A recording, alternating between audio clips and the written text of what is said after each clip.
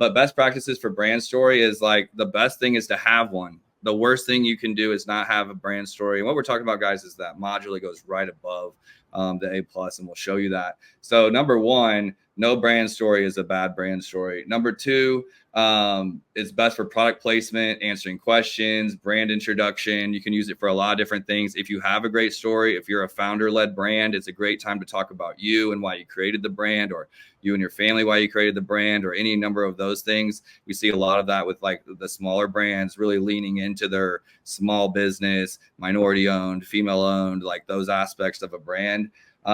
Most important, it takes up real estate that defends against competitors. So it's another part to the page that's about you and your brand and the product. You're trying to build trust in a short amount of time, especially if you're not a massive brand. You're really trying to be like, what are all the ways I can get them to trust me to make this purchase?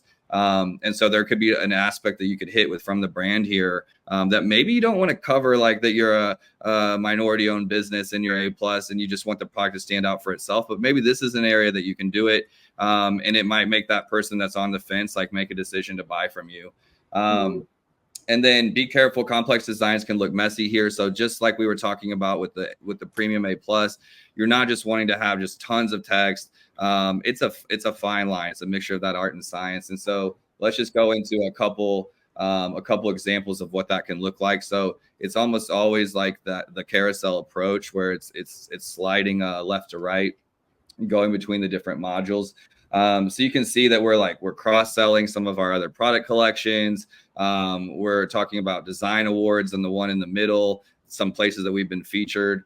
The one at the bottom, we're going more into the product again, like doubling down on the product and not going from the brand. So all of these examples are more product focused, in my opinion. Here's one we did with Coffee Mate, really showing the difference between the flavors that they have there. Waggity, a fun brand. One of the ones I mentioned where it's the founder. We're talking about Ben, why he created it, why he got started, what makes our products unique, why we love what we do. It's a very emotional brand. It's a brand that helped him, overcome a hard time in his life. And so he really leaned into his dogs that were there for him, and he wanted to create a brand for them with healthy ingredients and healthy products. Let's lean into that. And from the brand story is a great opportunity to do that. Buffer as well. Another example of like, what is this ring for? What does it do? A chance to sell again. And so this is back to you. I'm sorry, Danielle, you want to say something? I was just say, like, I love these examples. And I think what it shows you is like, there's multiple strategies that you can have here. Like, let's say you're a founder. We have plenty of founders that come to us and they're like, I don't want to be the face of my brand, or I don't want to put myself out there like that. It makes them uncomfortable.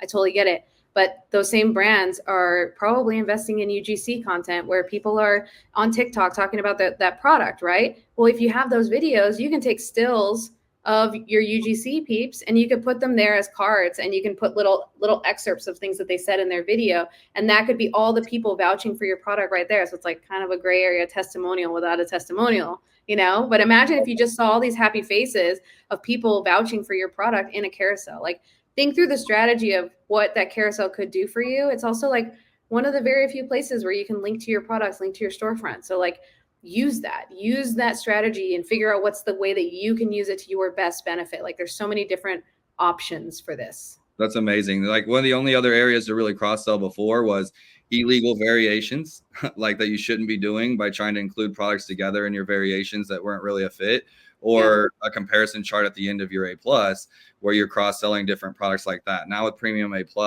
and then now the brand story, you're getting even more opportunities to cross-sell. And as things get harder, the play really is that increasing the AOV, increasing AOV with each of your purchases. And this is a great way to do it.